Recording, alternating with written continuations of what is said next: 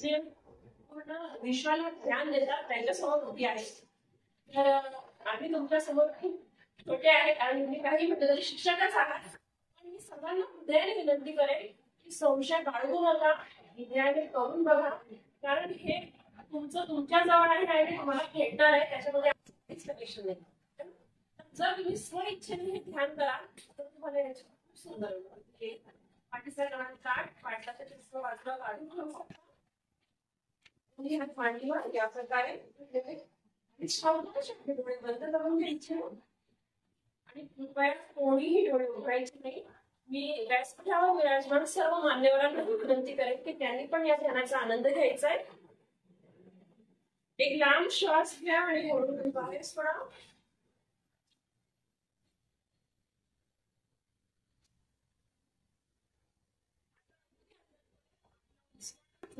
सोडून द्या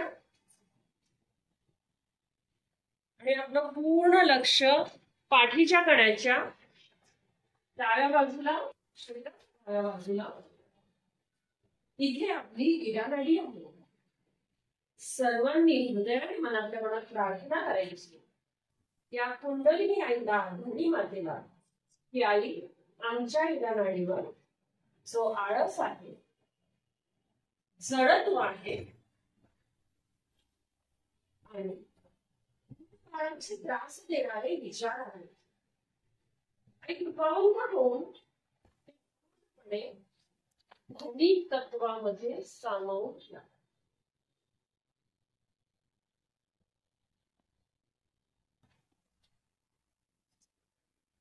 आणि आमची इडानाडी तमोगुणांच्या दोषांपासून मुक्त करा.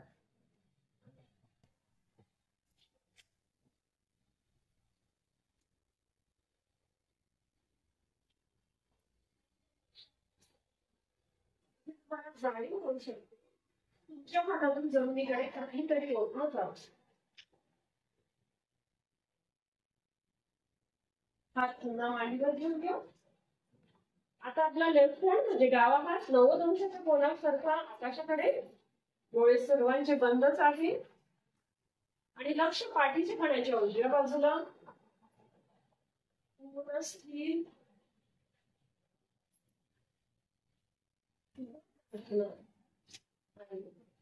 आमच्या या पिंगलावाडीवर जी जास्तीची उष्णता आहे, चित्ताची विचलितता आहे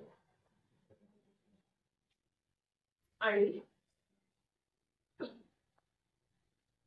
भविष्य चिंता विचार जे आम्हाला असंतुलित करतात ते पूर्णत्वाने बंद होऊन आकाश तत्वामध्ये सामावून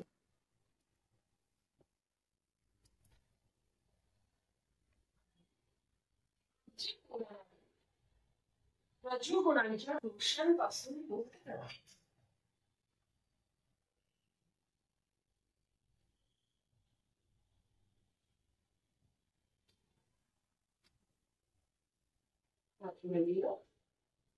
दोन्ही जमिनीकडे सोडून द्यायचे. सूक्ष्माधी सूक्ष्म स्वरूपामध्ये अजून सुद्धा त्या दोन्ही नाट्यांमध्ये काही असंतुलन राहिलं असेल आहे तर कृपा करून पूर्णत्वाने धनी मातेमध्ये काढून टाका. आम्हाला मध्याच्या मार्गावर वर्तमानामध्ये स्थापित करून द्या. आमच्या सुषुम्नेचा मार्ग उघडून द्या.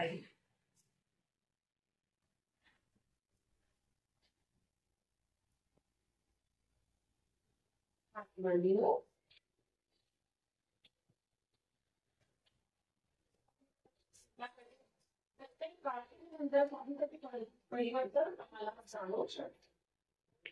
आपला उजवा हात हृदयावर असतात, आपल्याला खोटी जाणवतात, थोडंसं दाब द्यायचं आहे आणि कोणतीही शंका न करता प्रार्थना करायची. मी एक शुभ पवित्र आत्मा आहे, मी एक शुभ आणि पवित्र, आणि जर मी आत्मा आहे तर मी निर्दोष आहे.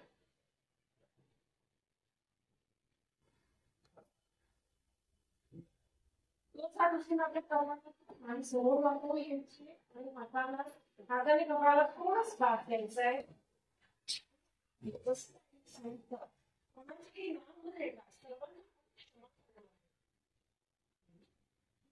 सर्वांना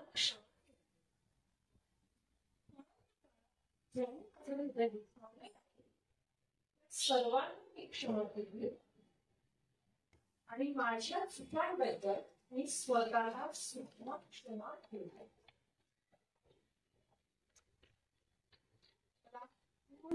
श्वासही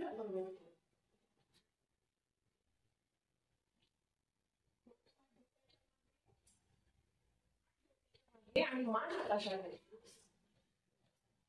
डोळे आपले बंदच आहे. बघा आपण परमेश्वर म्हणा, अल्लाह म्हणा, ईश्वर म्हणा, पण त्या विश्वाच्या कर्त्याकडे त्याला आपण क्षमा मागणार आहोत आज की हे परमेश्वरा, हे ईश्वरा, हे अल्लाह, हे गॉड, तुझ्या विरुद्ध कळत न कळत माझ्याकडनं काही चूक झाली असेल तर मला क्षमा करा, क्षमा करा, क्षमा करा.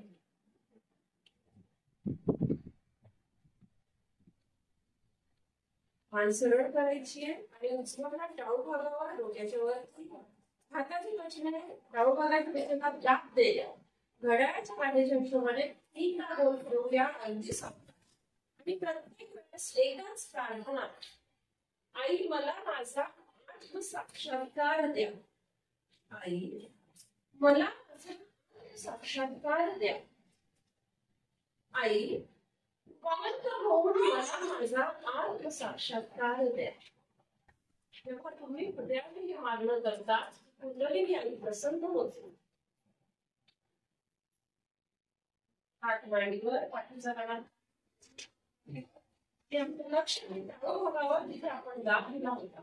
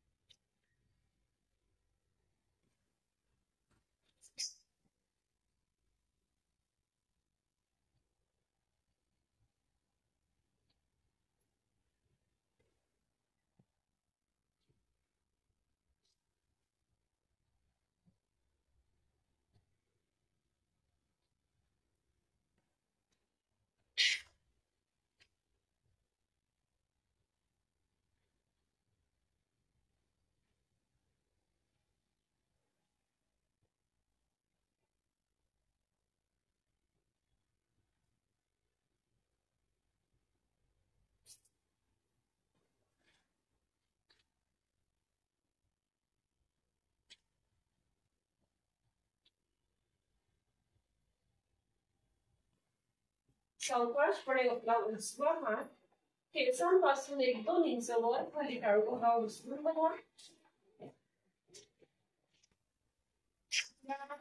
टाळू भागातून निघताना हाताला स्पर्श करताना एक चुंबकत्वासारखी थंड किंवा गरम हवा जी या पंख्याच्या हवेपेक्षा वेगळी आहे आपल्याला जाणवू शकते. जर जाणवत नसेल तर डोक्यावर पूर्ण हृदयाने क्षमा करा. मग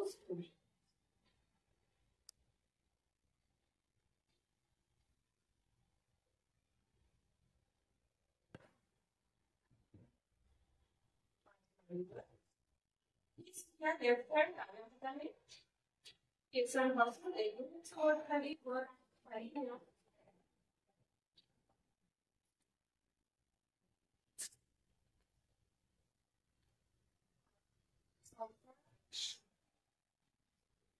लक्ष दोन्ही जड हातांवर घेऊन जा. आतमधून एखाद्या बोटामध्ये थंड गरम किंवा मुंगी चावल्याची काही जाणीव होते का लक्ष द्या. किंवा तळ हातात काहीतरी गोल गोल फिरतंय का याकडे लक्ष.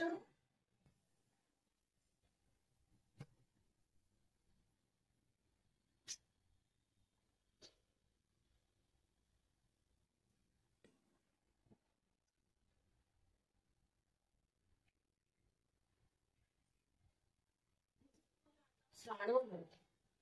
त्याला रुमानिया कंट्रीमध्ये त्यांनी श्री माताजींना डॉक्टरेटची डिग्री देऊन हे कॉग्निटिव्ह मेटा सायन्स आहे या प्रकारे त्याचा उल्लेख केलेला आहे की आपल्या आतमध्ये काय घडतंय ते आपल्या हातावर जाणवतं आणि नंतर तुम्ही हे ध्यान करायला लागले त्याला नीट कळू शकता.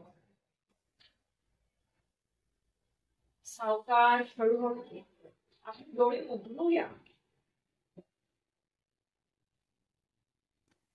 जर तुम्हाला तुम्ही ध्यानाला बसले होते त्यानंतर आणि त्यामध्ये आणि आतामध्ये काही फरक आनंद जाणवला असेल, काही तुम्ही शांती वाटली असेल तर आतमध्ये असलेल्या त्या कुंडलिनी शक्तीला आणि श्री माताजींना धन्यवाद देऊया.